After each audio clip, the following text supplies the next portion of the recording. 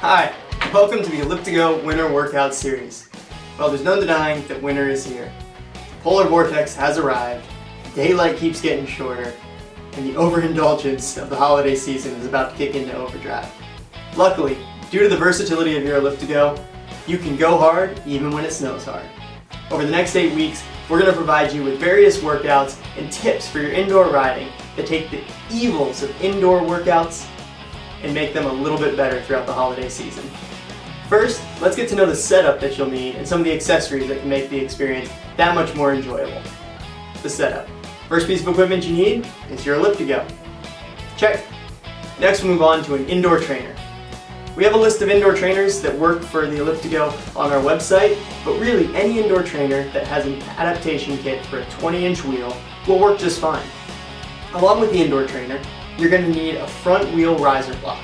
It's a simple block that goes underneath your front wheel and levels out your ElliptiGO. With your rear wheel being slightly elevated in the indoor trainer, we want to equal out the front side so that your ElliptiGO isn't tilted down throughout your workout, sliding your body forward. This will put you on a level surface and allow you to work out and feel just as if you were riding outside. Finally, the last piece of equipment you'll need is a floor mat, a yoga mat, beach towel, something to go underneath your ElliptiGO to catch excess dirt and grime that might kick off of the tires, or to catch the excess sweat and grime that might kick off you throughout the hard workout. Along with the basic setup, there's some additional accessories that will make your riding experience just that much better. The first is a water bottle and cage. This can be mounted either to the steer column using a steer column adapter or to the handlebars using a handlebar adapter. Both put your water bottle within arm's reach so that you can take a sip of whatever liquid you choose at any time throughout your workout, keeping you hydrated and keeping you going. The next accessory you might want is a fan.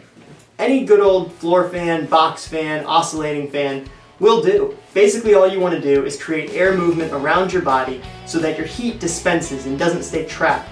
If the heat stays trapped around you, your core temperature will rise and you'll fatigue a lot quicker. A hand towel is the next piece of equipment that can help.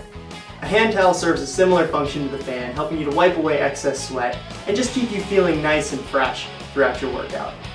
Lastly, when you're riding outside, you have the beautiful scenery to look at. When you're stuck indoors, it's not quite the same. Therefore, some sort of audio or visual setup that allows you to have outside stimulus to take your mind away from the grind that you're going through indoors on the trainer. The next question people ask is, how do I correlate my indoor workout to what I usually do outside? How do I know that the workout I'm getting on my indoor trainer correlates to the outdoor riding that I'm doing throughout the spring, summer, and fall? Well, that's easy. 2 basic metrics will allow you to know exactly what you're doing and exactly how it relates to outdoor riding. Time and intensity.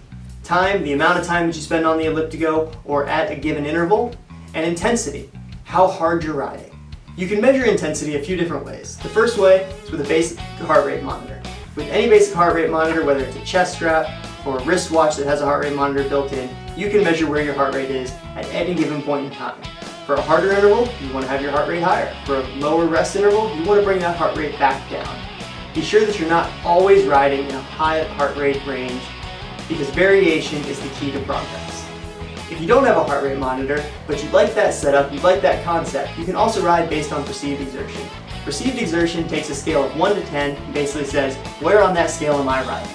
For higher intensity, you want to be higher on the scale of 1 to 10. For lower intensity, you want to be lower on the scale of 1 to 10. Based on a study we did with ePark at UC San Diego, we know that heart rate and perceived exertion correlate very closely and are ideal for measuring up the intensity of your workout. The next thing you can use is your cadence and gearing. Obviously, the faster your feet are moving, the faster your cadence. The slower your feet are moving, the lower the cadence. Same thing goes with gearing. The higher you are in the gear range, the more resistance you have that you're pushing through, and the lower you are in the gear range, the less resistance you have. Now, there's a trick on this for knowing your perceived exertion and how hard you're working, and that's your breathing rate.